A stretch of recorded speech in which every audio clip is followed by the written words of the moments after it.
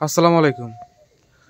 বাংলাদেশের হিন্দুদের নিরাপত্তা দেওয়ার জন্য ইন্ডিয়ায় কমিটি গঠন হচ্ছে। কি জন্য?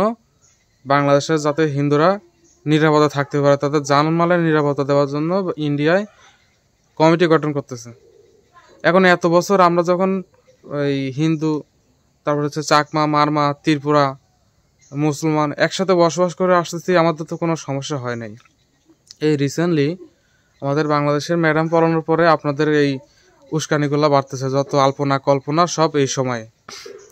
আমি বুঝতেছি না আপনারা এরকম কেন করতেছেন। বাংলাদেশে একজন অপরাধী অপরাধ করছে, তাকে আইনের আওতায় দেওয়া হচ্ছে, সেখানে আপনাদের কেন বাধা বিপত্তি থাকবে?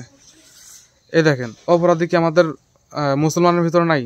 তাদের কি আমরা কি আইনের আওতায় তুলে দিচ্ছি না? তাদের কি অ্যারেস্ট করা হচ্ছে না? তাহলে আপনাদের হিন্দুদের ভিতরে যদি কেউ কোনো অপরাধ করে, তাকে অ্যারেস্ট করার পরে আপনাদের এত আল্পনা কল্পনা কি কারণ হবে? এত আলোচনা সমালোচনার কি আছে? আসলে এগুলো হচ্ছে আপনারা এই হিন্দু মুসলিম একটা দাঙ্গা বাঁধানোর চেষ্টা করছেন। এগুলো হচ্ছে কার ইন্ধনে করছেন আপনারাই ভালো জানেন। সো আমরা কিন্তু এগুলো খুব ভালো করে জানি যে আপনারা কার ইন্ধনে এগুলো করতেছেন। এগুলো করেন না। আসলে আমরা এত বছর ধরে হিন্দু মুসলিম একসাথে বসবাস করে আসতেছি। আমাদের একটা সুসম্পর্ক রয়েছে, সেই সুসম্পর্কটা আপনারা বজায় রাখুন। আমরাও আপনাদের সাথে সুসম্পর্ক বজায় রাখবো। তাই বলে আপনারা এমন কোনো কিছু করেন না যার কারণে আপনাদের ভিতরে আমাদের ভিতরে একটা দূরত্ব বেড়ে যায়।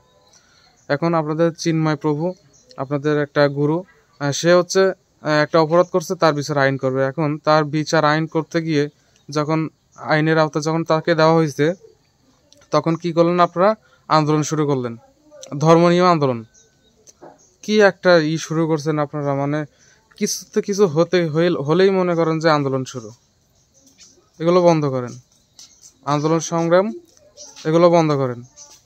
কারণ আমাদের যারা এই মুসলমানের ভিতরে আওয়ামী লীগ আছে, তারপরে হচ্ছে আরও বিভিন্ন যারা অপকর্মে জড়িত ছিল, তারা কিন্তু ঠিকই মানে আইনের আওতায় আছে। এখন আপনাদের যারা অপরাধ করে, এইখানে তো আপনাদের আমাদের এই কথাটা বলাও আমার ভুল হচ্ছে। কারণ আমরা সবাই বাংলাদেশি, এবং বাংলাদেশে যে অপরাধ করবে তাকে তার বিচার আইন করবে। এখন আইন তার বিচার করতে গিয়ে আপনারা হচ্ছে কি আরেকটা করলেন, একজন অ্যাডভোকেটকে আপনারা মেরে ফেললেন, উকিলকে মেরে ফেললেন কুপিয়ে। আপনাদের কাছে এইসব দাগুলো আসে কোথা থেকে? কোপানোর যন্ত্রপাতিগুলো আসে কোথা থেকে? কিসের আন্দোলন শুরু করছেন? এগুলো কি মারামারি করার আন্দোলন? সো যা হয়েছে ভালো হয়েছে, এই পর্যন্তই বন্ধ দেন, মানে চুপচাপ থাকেন। আমরা একসাথে বাংলাদেশের যারা হিন্দু মুসলিম অন্যান্য ধর্মাবলম্বী মানুষগুলো আছে, সবাই একসাথে বসবাস করতে চাই, সবাই শান্তি বজায় রাখতে চাই।